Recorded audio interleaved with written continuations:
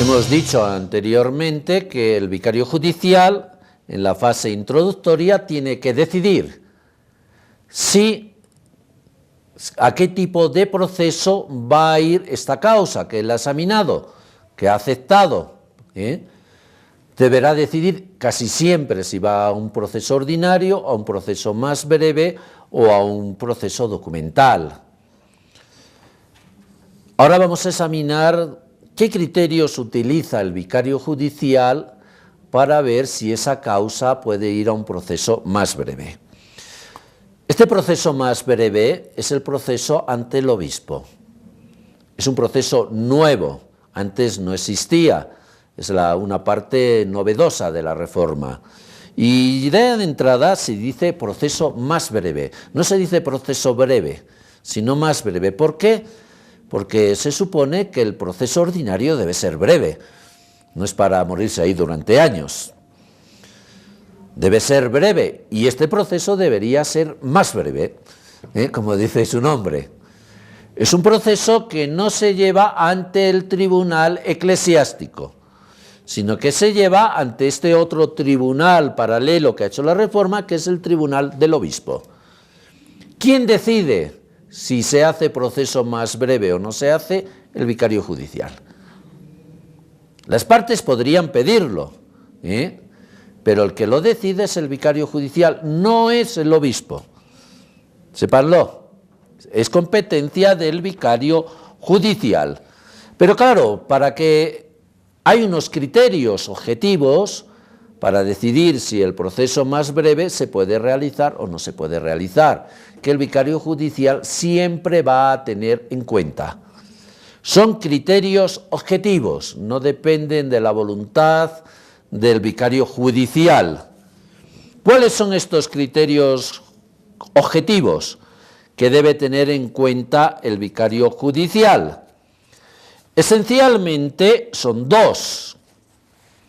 El primero es que para que haya proceso más breve, los dos cónyuges sí o sí deben pedir la nulidad matrimonial.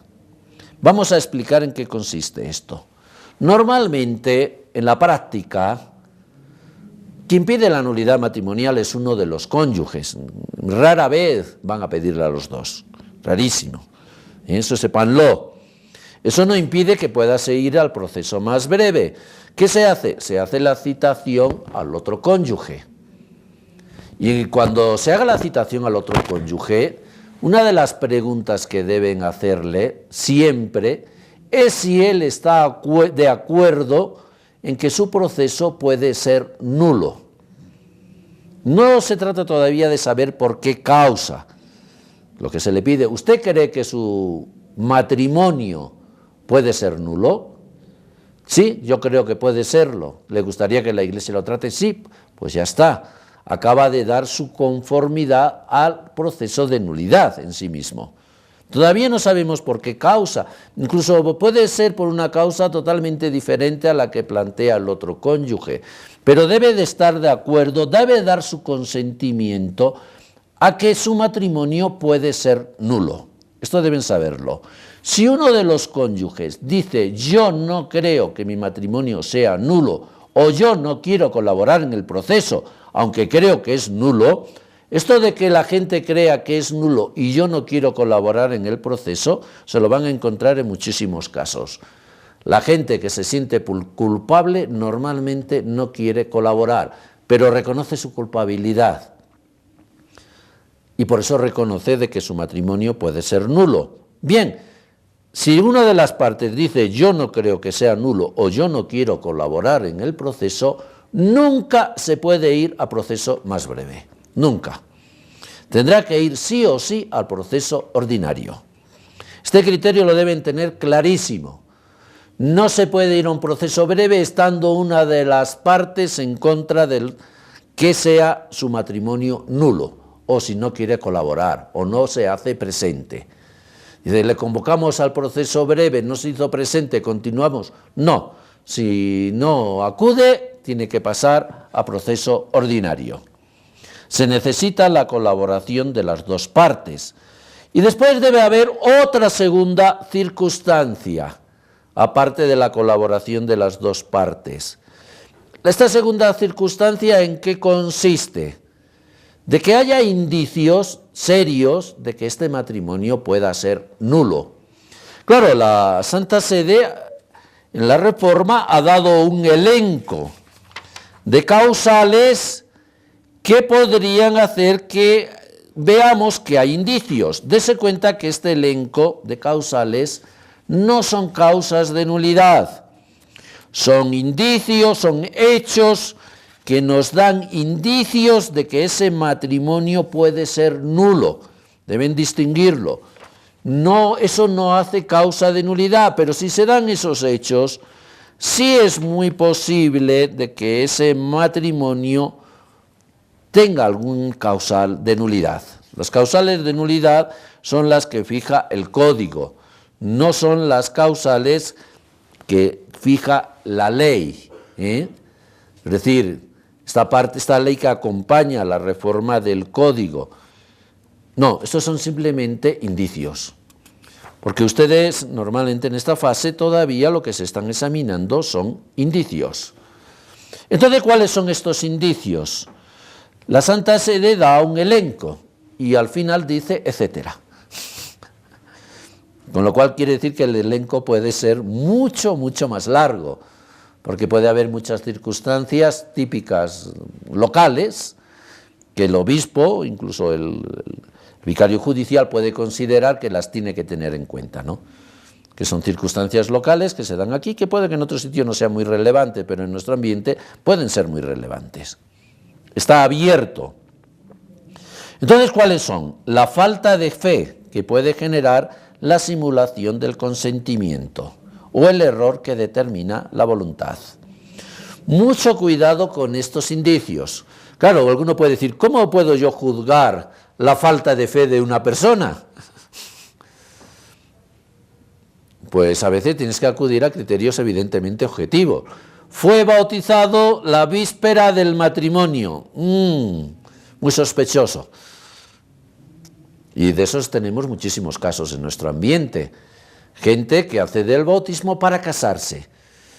Lo más normal es que entendamos que no hay mucha fe, porque no ha tenido la preparación rigurosa que se debe tener para este sacramento. Puede que no la haya tenido, en algunas circunstancias puede que sí la haya tenido, es un simple indicio. Pero si se da estas circunstancias, se debería considerar. Que haya un error que determina la voluntad, esto es algo muy común en nuestro ambiente, sobre todo en el ambiente rural y en el ambiente de los barrios, de las grandes ciudades. La gente entiende por matrimonio algo que la Iglesia no entiende que eso sea el matrimonio. Pero la gente de una forma honesta, porque no está, ahí no hay malicia, entiende que eso es matrimonio y que se debe hacer así. Pongo un ejemplo típico de error que determina la voluntad en nuestro ambiente, y ustedes lo saben muy bien. Pillan a algunos jóvenes teniendo relaciones sexuales, o ha desaparecido una noche los dos juntos, y al día siguiente está la familia que deben casarse. Y ellos creen que deben casarse, honestamente. Si se dan ese tipo de circunstancias, lo más fácil es que ese matrimonio sea de entrada nulo. Y ustedes deben considerarlo. Dice también, y esto es una pista muy objetiva, ¿cuánto ha durado ese matrimonio? ¿Cuánto duró la convivencia matrimonial? No cuando llegaron al divorcio, porque a veces el divorcio se pide años después. No, ¿cuánto tiempo han convivido juntos? Si la convivencia ha sido muy breve, algo ha debido estar muy mal hecho. Y por lo tanto hay un indicio de que puede ser nulo. Dese cuenta que no es lo mismo un matrimonio que han convivido durante 20 años que un matrimonio que ha durado una semana. Evidentemente, los que son muy breves, y las circunstancias nos dicen hoy día 2, 3 años para abajo, que haya causa de nulidad posiblemente va a ser muy cierto. También dice el aborto procurado para impedir la procreación. Ustedes saben que el matrimonio se hace, entre otras cosas, para tener hijos. Si una persona dice, ¿usted está a favor de tener prole? Sí, pero he abortado 4 veces, no parece que sea, que esté muy a favor. Entonces, el aborto procurado para impedir la procreación también es una pista de que puede haber causas de nulidad.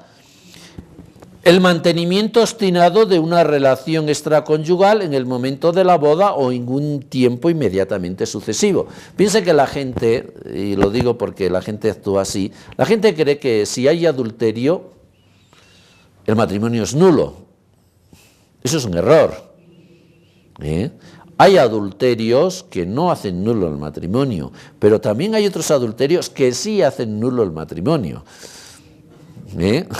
¿Cuáles son los adulterios que hacen nulo el matrimonio? Cuando esa relación adúltera ya existía previamente al matrimonio, y hay muchos casos que ya existía, o cuando ha sido inmediatamente después del matrimonio.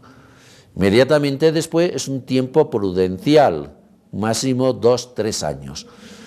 Un adulterio sobrevenido 10 años después del matrimonio, eso no es causa de nulidad, ténganselo en cuenta. Nunca. ¿Entendido? A veces la causa que ha hecho que haya adulterio sí puede ser causa de nulidad, pero no el adulterio en sí mismo. Todos salgan de esas falsas nociones.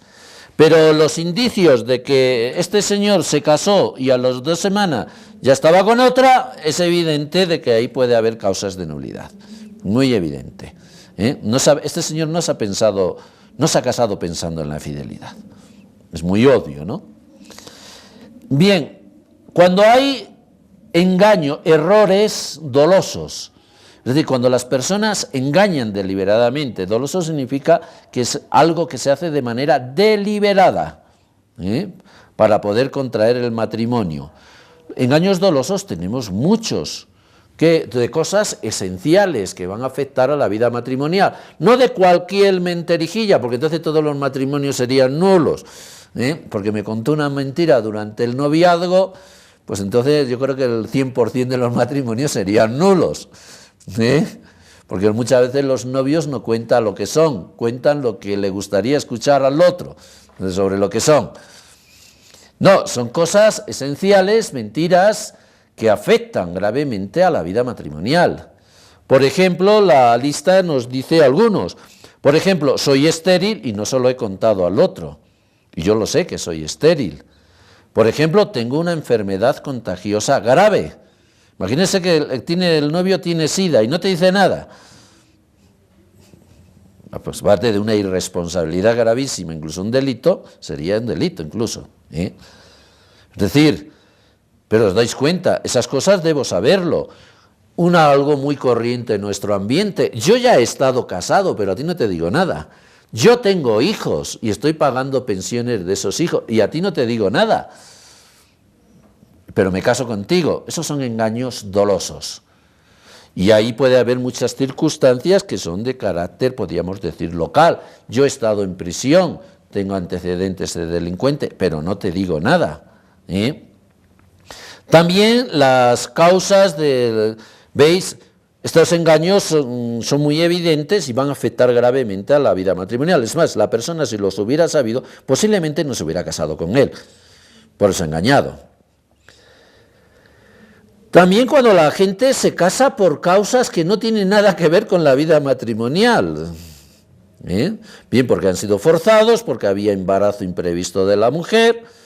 Recuerdo un caso que me decía, ya el día de la boda, la mujer preguntaba, bueno, ¿cuándo nos divorciamos? ¿No? Porque era un matrimonio forzado, ¿no? Es decir, evidentemente esos no se han casado para hacer un matrimonio. Y aquí vemos que también hay muchos casos de matrimonio que se casan por algo totalmente ajeno a lo que es la vida matrimonial. Si esto se produce, hay que tenerlo en cuenta. También vemos cuando se ha ejercido violencia psicológica grave o física para arrancar el consentimiento de la otra parte. Si ha habido violencia, sobre todo física, en el noviazgo, pues es muy posible que el matrimonio sea nulo. Eso ténganselo en cuenta. También la falta de uso de razón, certificada por documentos médicos. Es decir, si esta persona estaba en el psiquiatra, o tiene tenido largos tratamientos psicológicos, que algún problema tiene. Hay indicios de que puede haber causa de nulidad. Y después de todas estas causales, la norma dice etcétera. Etcétera significa que puede haber otras, ¿no? Ese etcétera lo debe decidir el vicario judicial o el obispo, la conferencia episcopal. No es que se diga quién lo debe decidir, pero las autoridades, ¿no? Y es tener en cuenta cuestiones, podríamos decir, locales que sí están incidiendo fuertemente en la nulidad de los matrimonios. Por ejemplo, alcoholismo, drogadicción, violencia psicológica grave denunciada o física denunciada, abandono de hogar, abusos sexuales o violación de menores, maltrato infantil grave, etcétera, ¿no? Ven ustedes que si se dieran este tipo de circunstancias también son indicios de que algo va muy mal, ¿entienden?, en ese matrimonio, y que por lo tanto podría haber causa de nulidad. Resumiendo, para que un proceso tenga que ser más breve, pueda pasar al proceso más breve con el tribunal del obispo, los dos cónyuges deben estar de acuerdo que su matrimonio puede ser nulo, aunque la demanda la haya hecho uno solo, pero el otro asiente, sí, puede ser nulo, el otro asiente, y van a estar presentes los dos en la instrucción, y que se dé alguno de estos indicios que nos hacen suponer que es cierto que en ese matrimonio puede haber causas de nulidad.